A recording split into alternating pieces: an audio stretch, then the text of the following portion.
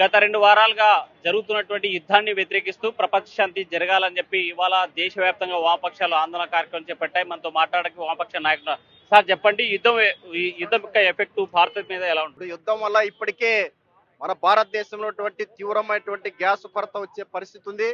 ఇప్పటికే అనేక ప్రధానమైనటువంటి నగరాల్లో హోటల్ యజమానులు చిన్న చిన్న వ్యాపారాలు చేసుకునేటువంటి వాళ్ళకి గ్యాస్ రాకపోవడం వల్ల పెద్ద ఎత్తున హోటళ్లు మూసేటువంటి పరిస్థితి వచ్చేసింది.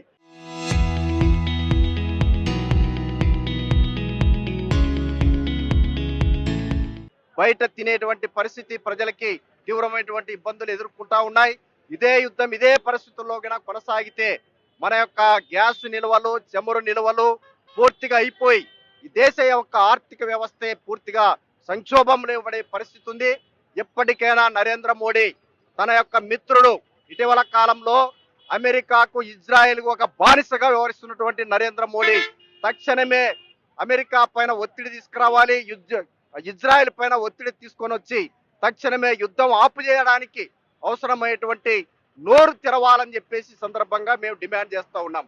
ఇప్పటికే భారతదేశ రాజకీయాల్లో అదే రోజు ఒక తటస్థ అలీన విదేశాంగ విధానాన్ని దానికి తిలోదకాలు ఇచ్చి అమెరికాకు అంటగాకి, ఇజ్రాయెల్కు అంటగాకి ఒక బానిసగా వ్యవహరిస్తున్నటువంటి నరేంద్ర మోడీ తక్షణమే తన విధానాన్ని మార్చుకోవాలి, భారత ప్రజల యొక్క ఆకాంక్షలకు అనుగుణంగా నడుచుకోవాలని చెప్పేసి వామపక్ష పార్టీల తరఫున మేము డిమాండ్ చేస్తా ఉన్నాం. సార్ మీరు చెప్పండి, మోడీ యొక్క మౌనాన్ని ఎలా చూడాలంటారు? పచ్చి అవకాశవాదం, పచ్చి గులాంగిరి చేయడం తప్ప మరొకటి కాదని చాలా స్పష్టంగా అర్థమవుతుంది. ప్రపంచంలో అనేక దేశాలు, దాదాపు అన్ని దేశాలు ఇరాన్ పైన దాడిని ఖండిస్తే చేతగాని దద్దమ్మల నరేంద్ర మోడీ మౌనంగా ఉన్నాడంటే వాళ్ళకి ఫాదర్ ఇజ్రాయెల్ అని చెప్పాడు. అందుకోసం ఇజ్రాయెల్కి వెళ్ళిపోవాలి, ఆయన ఇక్కడ ఉండాల్సిన పని లేదు. తండ్రి ఎక్కడుంటే అక్కడ ఉండాలి. ఎందుకున్నావు ఇక్కడ ప్రధానిగా? ఈ దేశ ప్రజల్ని కాపాడవా అంటే ఇజ్రాయెల్ నాకు ఫాదర్ అంటాడా? ఇంత చేతగాని ఇంత అవివేకమైనటువంటి ప్రధాని ఈ దేశంలో ఉన్నాడంటే ఈ దేశానికి చిక్కిచ్చేటు. అందుకోసం తక్షణంగా భారతదేశ ప్రజలు ఇరాన్ అండగా నిలవాలి. ఎందుకు అండగా నిలవాలంటే ఇరాన్ మన మిత్ర దేశం, మనకు చమురు సప్లై చేసే దేశం, 70 సంవత్సరాల నుంచి మన వెంట నిలిచే దేశం. అట్లాంటి దేశాన్ని ఈరోజు మధ్యలో దాడులు చేస్తుంటే మాత్రం మౌనంగా ఉండడం కరెక్ట్ కాదు. ప్రభుత్వాలు ఈరోజు కేంద్ర రాష్ట్ర ప్రభుత్వాలు మౌనంగా ఉండొచ్చు, కానీ దేశ ప్రజలు మౌనంగా లేరు.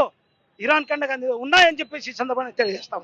మొత్తంగా చూసుకుంటే ఇజ్రాయెల్ యొక్క యుద్ధం ఆపాలి, ప్రపంచ శాంతి వర్ధిల్లాలి. అదేవిధంగా భారతదేశం మీద యుద్ధం ఎఫెక్ట్ నివారించాల్సినటువంటి బాధ్యత ఈ దేశ ప్రధాని పైన ఉంది అని చెప్పి వామపక్షాలు చెప్పేటువంటి పరిస్థితి. Video journalist Chandrashekar, Hussain, Kurnool.